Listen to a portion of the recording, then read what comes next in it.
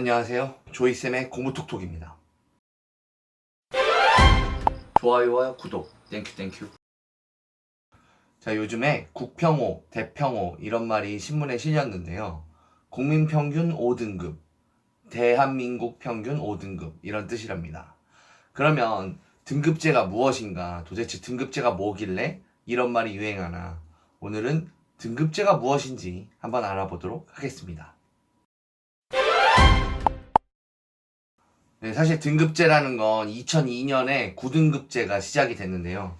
이제 그 전에는 이제 원점수, 그리고 표준점수, 그리고 백분위 이런 것들 다 제공하고 있었는데 2004년에 교육혁신위원회라는 걸 구성해서 5등급제와 교육부 아닌 9등급제를 두고 다투다가 결국은 내신 상대평가가 시작되면서 9등급제를 받아들이고 기로 했습니다.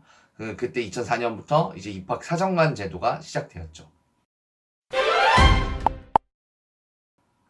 9등급제를 어디다 활용하냐 이걸 잘 보시면 좋겠는데 중학교 내신은 절대평가기 때문에 중학교 내신에는 등급이란 말이 필요가 없어지고요. 고등학교 내신부터 상대평가에 등급제를 적용하게 됩니다. 당연히 정시보다는 수시 전형에 활용이 되는 거죠. 수시 종합보다는 또 수시 교과 전형에서 많이 활용을 하게 되고요. 자, 예를 들면 A 대학의 정원이 5명입니다. 5명인데 1.25등급, 1.5등급, 1.75등급, 1.95등급, 2등급, 2.25등급 이렇게 6명 학생이 지원했다. 그러면 성적 순으로 등급이 가장 낮은 2.25등급 학생이 불합격하게 되는 거. 이런 식으로 활용하게 됩니다.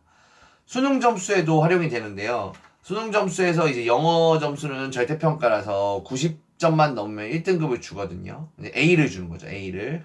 나머지 과목들은 다 등급제를 활용하게 됩니다. 그래서 정시보다는 수시 전형에서 최저학력 기준을 맞추는 데 활용합니다. 정시 전형에서는 그냥 수능 점수를 1점이라도 더 받은 학생이 유리하게 되고요. 수시 전형에서 예를 들면 성균관대의 논술 자료를 한번 보여드릴게요.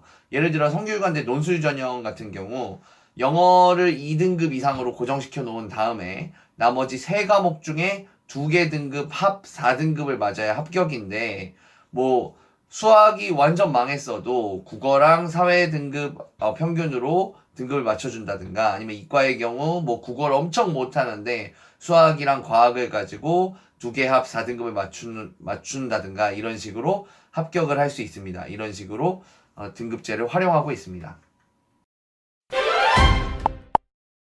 급간.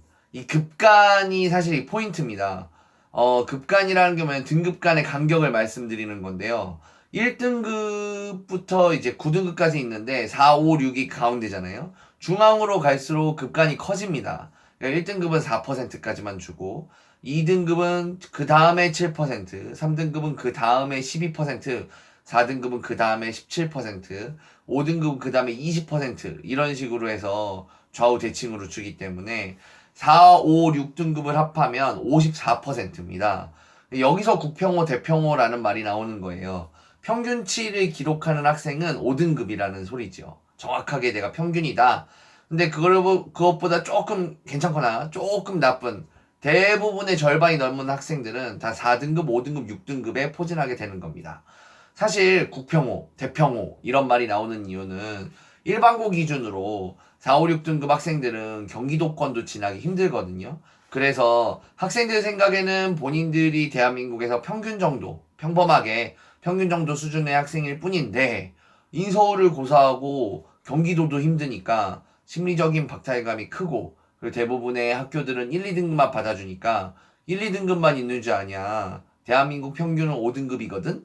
이런 식으로 말하면서 위로도 하고 자조도 하고 하는 슬픈 현실을 보여주는 유행어가 되겠습니다. 사실 이제 또 등급제를 가지고 말씀들이 많으세요. 이런 모든 고난이 가득한 시험 평가가 모두 등급제 때문이냐. 사실은 등급을 5개로 하든 7개로 하든 상대평가 자체에 잔인함이 들어있는 겁니다. 현행 9등급제로 봤을 때 정원이 200명인 학교에서 공통과목 수강자 200명이겠죠. 공통과목이라는 건 전교생이 다 듣는 과목인데요. 1등부터 8등까지가 1등급을 받게 됩니다. 그러면 2등급은 누가 받냐? 2등급은 9등에서 22등까지가 2등급입니다. 정원은 200명 기준으로요. 9등 입장에서는 8등까지 학생들이 엄청 공부 잘하는 학생들이기 때문에 아무리 열심히 해도 1등은 줄여지지가 않습니다. 근데 사실은 9등이랑 8등이랑 점수 차이가 크지 않거든요. 한 문제를 맞췄냐, 틀렸냐, 그런 차이인데. 하지만 결과는 8등급은 1등급이고 9등급은 2등급이기 때문에 지원할 수 있는 학교 혹은 합격 가능한 학교의 숫자가 차이가 나는 겁니다. 그래서 고등학교에서는 현재 문이과 구분 없이 또 희망 과목을 수강 신청하는 제도를 쓰고 있어요. 요걸 이제 앞으로 학점은행제나 고교학점제로 바꾼다는 이제 교육부의 계획인데요. 만약에 전교생 200명 중에 100명이 수강하는 과목이 있다. 그렇다 치면 그 과목에서는 4등까지만 1등급이고 5등에서 11등까지 2등급입니다.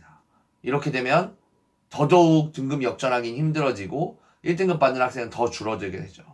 만약에 전교생 중에 30명 정도 수강하는 그런 과목이 있다고 생각해보면 사태가 더욱 심각해져서 한 명만 1등급을 받고 2명만 2등급을 받는 과도한 경쟁 구조가 만들어지는 겁니다. 사실상 예를 들어 제가 경제라는 과목을 선택했는데 경제 과목에 우리 학교에 30명이 들어왔다. 거기에 1명, 2명은 완전 경제 덕후입니다. 경제만 좋아하는 친구. 예를 들어 내가 중국어를 선택했는데 거기에 30명 들어왔다. 거기에 1명, 2명은 이미 원어민 수준의 중국어를 구사하는 학생입니다. 마찬가지. 물리학도 마찬가지고 수학도 마찬가지겠죠. 그래서 이거는 등급제가 만들어내는 게 아니고 사실은 상대평가 그 자체에 이런 잔인함이 들어있다는 말씀을 드리는 겁니다. 결론적으로는 학생들이 내신 경쟁을 하게 되는데 굉장히 잔인하고 그리고 피를 깎는 고통을 수반하게 됩니다. 등급제를 폐지하고 절대평가로 내신을 전환해주지 않는 이상 이런 경쟁은 어떤 제도를 가지고 와도 다 계속될 겁니다. 학생들은 본인이 원하는 과목이 아니라 본인의 장래희망과 관련 있는 과목도 아니라 그냥 내신을 받기 수월한 과목 그리고 그런 과목들을 선택할 가능성이 높아질 수밖에 없습니다. 그래서 등급제에 대해서 오늘 말씀드렸는데 실제로 이제 고등학교 학생들이 등급 역전이 되지 않는 이유도 이 안에서 좀 설명이 됐다고 생각할 수 있겠네요. 네. 학생들, 고등학교 학생들 꼭 힘내시고요. 어머님들도 고등학교 학생들의 이런 과도한 경쟁을 잘 이해해 주시길 바랍니다. 지금까지 조이쌤의 공부톡톡이었습니다. 좋아요와 구독, 땡큐.